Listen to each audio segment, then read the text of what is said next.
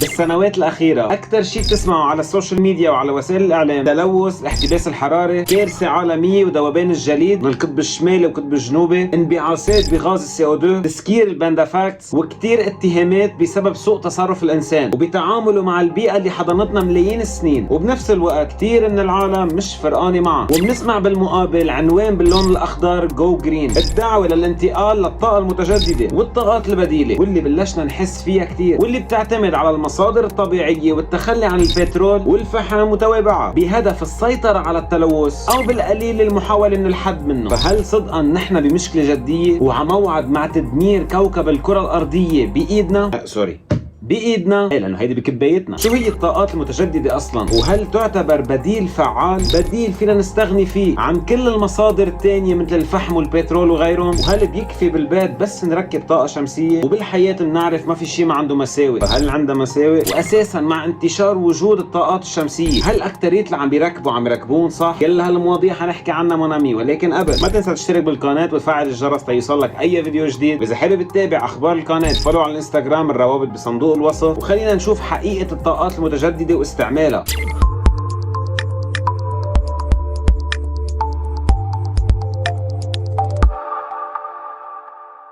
منامي مع تكوينة الكوكب انوجد العديد من مصادر الطاقة المتجددة، واللي بتعني مصادر الطاقة اللي ما بتنتهي، مصادر طاقة طبيعية وصديقة للبيئة، يعني اللي هي طاقة نظيفة. يعني ما فيك بنهار تفيق وما تلاقي مي بالبحر، او تلاقي الشمس فجأة بطلت عم تعطي، بيكون بدها غيار البوبين، او بيكون بطل في هواء تفطس وبنشف ريقك. فهالموارد تتجدد من تلقاء نفسها وبشكل دائم بسبب ظروف طبيعية بتمارسها. ايه والله منامي زادوا كتير السكان على كوكب الارض. ايوه عشو مبسوط؟ ما زاد بالمقابل استهلاك الطاقة، زاد معدل استهلاك الفرد الواحد من الطاقة، واللي عم بيؤدي يوم ورا يوم لخفض كمية الطاقات الغير متجددة. فصار لازم البحث عن مصادر بديلة، مصادر متجددة ودائمة الوجود. قبل ما تصير ساعة الصفر تستنزف كل الطاقات الغير متجددة. وحسب الدراسات يتوقع بال50 سنة اللي جاية ما يعود في نفط، حيخلص عن كوكب الارض النفط، واللوم الاول بيروح للصين اكبر مستهلك للنفط وللفحم الأحفوري، واللي يعتبر بنفس الوقت أكبر مصدر لكمية CO2. ومع استعمال هو الطاقات بلش استعمال النوع الثالث من مصادر الطاقة، واللي هي الطاقة النووية، واللي تعرف بالالترناتيف انرجي، يعني الطاقة البديلة. يعني نحن هون قدام 3 طاقات، طاقة متجددة، طاقة غير متجددة، والطاقة البديلة اللي هي الطاقة النووية. من بداية الثورة الصناعية ارتفعت نسبة حرق المواد الأحفورية بنسبة كتير كبيرة، وين ما كان هلأ عم نسمع حولنا انه التلوث هو المسبب الأول للاحتباس الحراري، وثاني أكسيد الكربون هو قائد هالتلوث. عم تحكي عن أضر المكونات واللي بينتج عن حرق المواد الأحفورية مثل البترول والفحم. ولكن إضافة لثاني أكسيد الكربون لحتى ما نظلمه لوحده، في أكسيد النيتروز، الميثان، الأوزون وغيرهم، واللي كمان بتسبب بالاحتباس الحراري. وحاليا كلمة الاحتباس الحراري بلشنا هلأ نحس فيها كتير، بلشت آثاره تسيطر على العالم. تغيرات كتير كبيرة بالمناخ، موجات تسونامي، هزات أرضية زيادة، تقلبات فجائية بين صيف وشتاء، وكل صيف عم بيكون أشوب من اللي قبله، وكل شتوية أسقع من اللي قبلها. انتقال من طقس مشوب كتير لأمطار غزيرة ورياح قوية وتساقط البرد، وبتلاقي تاني نهار رجع شوب مثل ما كان. هيدي من الآثار الواضحة للاحتباس الحراري. بلشنا نعيش بهالمشكلة، بما أنه بلشنا نحس فيها بشكل جدي يعني نحن منامي بمشكلة عويصة. فبلش تحرك دول عم بتحاول تحل هالموضوع، ودول ما بيعنيها الموضوع بالمرة. مثلا ألمانيا حققت شوط كتير كبير بالطاقة المتجددة، وغطت نسبة كتير كبيرة من احتياجها للكهرباء بهالطاقة، ومشروعها لسنة 2050 انها تغطي 60% من حاجتها عن طريق الطاقة النظيفة للطاقة الكهربائية. فمن بداية الإحساس بهذه الأزمة لحلول سنة 2000 وصلت نسبة استعمال الطاقة المتجددة 4%، وسنة 2020 وصلت ل 13%. تعتبر نسبة منا كافية أبدا. بحلول 20 سنة بس 9% منه كافي ابدا. بس فسرنا شو بصير، يعني شو هو هذا الاحتباس الحراري. خليك معي منامي. لما تنبعث هالمواد من ثاني اكسيد الكربون وغيرها تطلع على الطبقه الاولى من الغلاف الجوي، وبالتالي لما تبعت الشمس اشعاعاتها المختلفه على الارض بتكون بتردد موجي عالي، فبتدخل هالترددات بالغلاف وبتوصل على الارض. بس لما تمتص الارض اكثريه هالترددات بينعكس شقفه منهم عن الارض، وهون بيكون التردد اقل، فبتصير بتحفز المركبات الغازيه، وبالتالي هالغازات بالطبقه الاولى بتمتص هالترددات وبترجع بتوزعها بعده اتجاهات، والكميه الاكبر منها اللي بترجع على الارض، وبالتالي هالحراره العالية اللي بهالترددات بتعلق بين الغلاف الجوي وبين الأرض، وبالتالي هذا الاحتباس الحراري. فهون بترتفع حرارة الأرض أكثر وأكثر، وبالتالي كل ما زادت هالغازات كل ما حبست كمية ترددات أكبر، فبترتفع الحرارة أكثر، وبالنهاية احتباس حراري أخطر. منامي مثل شو فينا نجيب طاقات؟ خليك معي. اول مصدر للطاقات المتجدده هي الرياح، يعني فيك تستخدم الرياح اللي بتدفش المي لتشغل الطواحين او لتوجه السفن البحريه، وفيك كمان تولد الطاقه الكهربائيه منها من خلال مراوح عملاقه او اللي يسموا بالهوائيات. بتصير بتبرم الشفرات مع قوه الرياح، وهالشفرات موصولين على محول او الترناتور، واللي هو محول بيحول الطاقه الميكانيكيه تبع الهواء لطاقه كهربائيه، وبالتالي بتكون استفدت من الهواء لتجيب الكهرباء. وتعتبر المانيا من اكبر المستثمرين بطاقه المراوح، وعم بتدور دايما على الاستقلالية تصحيحا لتاريخها اللي شيد بهزيمتين بالحرب العالمية الأولى والثانية. عم بتحاول تقوى بالمستقبل، وبداية طريقة من هون بصفر انبعاث من الCO2، وبمراوح ممكن تعطيك قوة بأحسن أحوالها 200 واط بالمتر المربع. مصدر ثاني للطاقة بالطبيعة هي المياه الجارية، واللي فيك تستفيد من حركة جريانها لتوليد الطاقة الكهربائية من خلال بناء السدود، واللي بتعتمد على بناء سد بأسفله في محركات. بس ليه بأسفله؟ لأن قبل السد بتكون المي عالية، وبعد السد بتكون المي واطية، فبسبب انتقال المي من منطقة عالية لمنطقة واطية بتولد طاقة ارتفاع بسبب سقوطها من فوق لتحت. تحول الطاقة من ارتفاع لسرعة، وبالتالي المي السريعة بتضرب بالتوربينات اللي بيحول لك الطاقة الميكانيكية لطاقة كهربائية. يعني طاقة ارتفاع لطاقة حركية لطاقة كهربائية بأنظف طريقة ممكنة. يعني بناء السدود منه هدفه الأساسي تخزين المي، ولكن الاستفادة من السد لتوليد الطاقة. ومثل ما بنعرف ما في شيء بالعالم كله إيجابيات. كثرة السدود بتأثر بشكل مباشر على الثروة السمكية واختلال بالتيارات المائية. المصدر الثالث والمصدر الأهم والأكثر نجاحا والمتوفر دايما وين ما كان هي الشمس.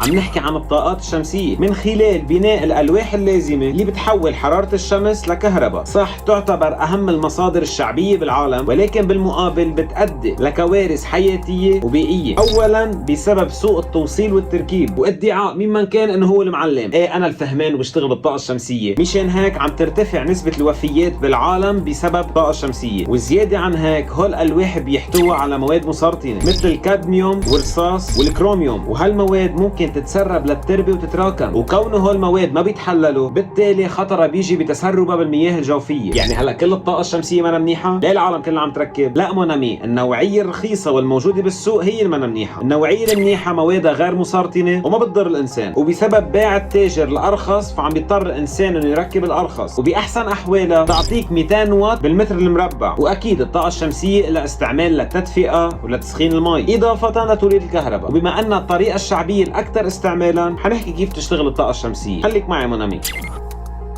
تعتمد خبرية الطاقة الشمسية على وجود ألواح شمسية اللي بتحتوي بدورة على خلايا شمسية صغيرة، واللي مصنوعة أغلبيتها من السيليكون، واللي هو شبه موصل وتاني أكثر مادة موجودة على الأرض، واللي مصدر الرمل. فبينحط طبقتين من السيليكون مقابل بعضهم تحت الخلية الشمسية، وحدة مشارجة بوزيتيف والتانية مشارجة نيجاتيف، وبالتالي بسقوط أشعة الشمس واللي هي فوتونات يعني أكياس من الإلكترونات تضرب هالأكياس بالطبقة المشارجة نيجاتيف، وبتفرض بسبب حقل مغناطيسي صغير موجود بين الطبقتين تيار كهربائي موجه باتجاه واحد، تعمل برمتها بالبيت وبترجع مطرحها. مشان هيك يعتبر ما في رواسب بالطاقة الشمسية، والتخزين مطلوب ببطاريات كرمال الايام اللي ما فيها شمس او بالليل. واكثر شغله العالم تنسيها بتركيب الطاقة الشمسية هي توصيل خط على الارض، لانه الارض تبعيتنا تعتبر خزان من الالكترونات، فبحال ضرب اي زاعقة لما تلاقي البناية عم تحترق كلها سوا ويفقع التي في والبراد عندك بالبيت، بهالطريقة بتحمي حالك. منامي الطاقة الشمسية بعدها عالميا منها فعالة أكثر من 50%، ولكن عم يتم تطويرها شوي شوي. المصدر الرابع البايوماس، ساقط الكتل الحيوية اللي بتجي من فضلات الحيوانات وبقايا الأشجار اللي أكثرها حيوي، واللي بتتحول بدورة لأشكال متعددة من الطاقة أهمهم الطاقة الكهربائية. وبسبب وجود طاقة مخزنة بالنباتات بفضل عملية التمثيل الضوئي يعني الفوتوسينثيسيس من خلال الطاقة المستمدة من الشمس، فبتولد عندك الطاقة الكهربائية من خلال حرق هالمواد الحيوية. عندك كمان طاقة المد والجزر اللي موجود بالبحار والمحيطات وعلى الشواطئ، واللي ممكن استخدامها لتوليد الطاقة الكهربائية كمان. ونهاية مع الجيوثيرمال انرجي واللي هي طاقة باطن الارض. هول اللي عددناهم منامي هن الطاقات المتجددة. صح الطاقات المتجددة انتاجها منه كبير ومش دايم لانه ما فينا نتنبأ بالطقس، ولكن هيدي ضرورة حتمية للحفاظ على الانسان. بس بعض العلماء بالمقابل بيقولوا وبيسألوا سؤال: بكثرة استعمال الطاقة المتجددة منا عم ندمر الطبيعة اللي عم نحافظ عليها؟ منا عم ناخد اراضي واسعة وشاسعة كرمال بناء الطاقات المتجددة وبالتالي تدمير الطبيعة؟ يعني هل عم ندمر اللي عم نحاول نحافظ عليه؟ فظهرت بالمقابل احصاءات، وهالاحصاءات ما بتعترف بآراء الانسان. بس شو الفرق بينه وبين الطاقة البديلة؟ اخبرك منامي.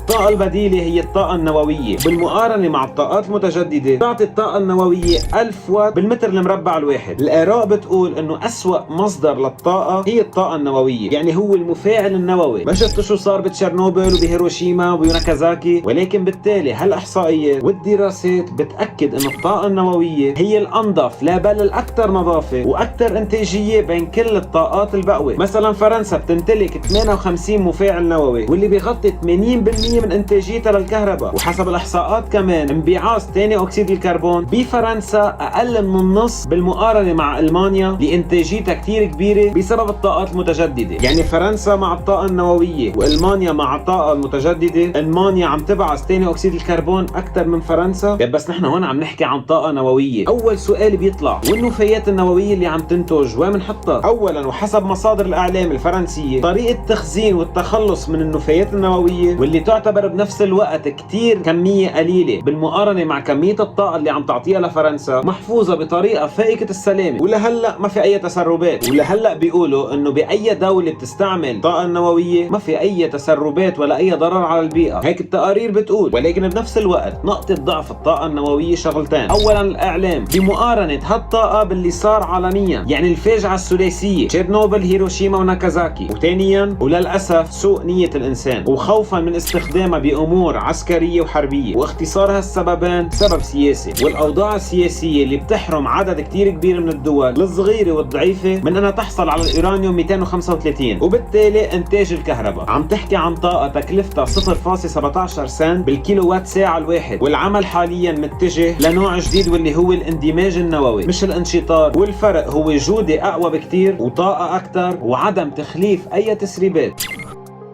منامي استخدام الطاقة المتجددة يعتبر كتير سالم للبيئة وأكيد أحسن من الطاقة الغير متجددة، وبالرغم من التكلفة العالية ولكن تعتبر من أفضل المشاريع الاقتصادية على المدى البعيد. وعم تسعى كتير من الدول لتحويل إنتاجها للطاقة المتجددة، وإذا مش 9.5 5 خلص والله آخر وقت. وصلت دول بتحويل كامل إنتاجها للطاقات المتجددة مثل أيسلند واللي بتغطي فيها 100% من الطاقة المتجددة. 100% من إنتاجها بيغطي 100% من حاجة أيسلند للكهرباء. والطاقة المتجددة عم تخلق فرص عمل جديدة وعلى كذا نطاق. وهلا اكيد معروف انه استعمال الطاقة المتجددة لوحدها بس منه مثل الطاقات الغير متجددة من ناحية الكفاءة ومن ناحية القوة. مشان هيك وبكل بيت بيلزم نعرف فكرة الترشيد بالاستخدام. يعني كلمة الطاقة المتجددة لازم يكون معها كلمة الترشيد بالاستخدام. مزبوط منامي، الطاقة المتجددة تكلفتها عالية ولكن بتساعد بتغطية نسبة حاجاتنا من الطاقة. احسن ما نوصل لمحل بعد 100 سنة موت اكثر من 150 مليون انسان بسبب ذوبان الاقطاب وغرق عدد كبير من المدن الساحلية، وبنصير بحالة ما فينا نستعمل لا الطاقة المتجددة ولا الطاقة البديلة ولا الطاقة الغير متجددة. حنكون صرنا بخبر كان. فحاليا الحل الأمثل للحفاظ على البيئة هو إدخال الطاقة المتجددة بحياتنا، وهذا اللي صار سنة 2015 باتفاقية اسمها اتفاقية المناخ، واللي هدفها التخلي عن طاقات حرق المواد الأحفورية والتوجه للطاقتين، الطاقة المتجددة والطاقة البديلة. يعني منامي ببيتك انك تعتمد بس على الطاقة الغير متجددة مضر، وانك تعتمد بس على الطاقة المتجددة ما بتوفي معك لأنه الطاقة قليلة حتكون. فبالتالي الحل الأنسب حاليا هو تعدد مصادر الطاقة بين مراوح وبين طاقة شمسية وبين بترول. وحاليا مع التطور الكتير جدي بهيدا الطريق عم يتم البحث عن طرق جديدة لتوليد الطاقة من أي شيء حولنا، من البراكين، من الطحالب البحرية، من شبابيك الأبنية، حتى من فيروس اسمه M13 اللي بضغطه بيعطي شحنات كهربائية، إضافة لمادة اسمها الثوريوم مثل اليورانيوم. وممكن الحصول على الطاقة من الأنتيماتر، واحتمال الوصول لصواريخ من الميكرو الميكروويف، واهم طريقة المفاعل النووي الحراري تحت التجربة، واللي هي طريقة قريبة للالتحامات الذرية اللي بتصير بالشمس، يعني بطريقة تانية شمس اصطناعية على الارض. والمصدر الاهم والدائم والمتجدد قناة البندفاك، اكبر طاقة كهربائية تصقيفية فكرية على كوكب الارض. فما تنسى تحضر كل الفيديوز اللي قبل وتنطر اي فيديو جديد، اشترك بالقناة، فعل الجرس ليوصلك اي فيديو جديد، لايك. شكرا على المشاهدة وبشوفكم بالفيديو الجاي.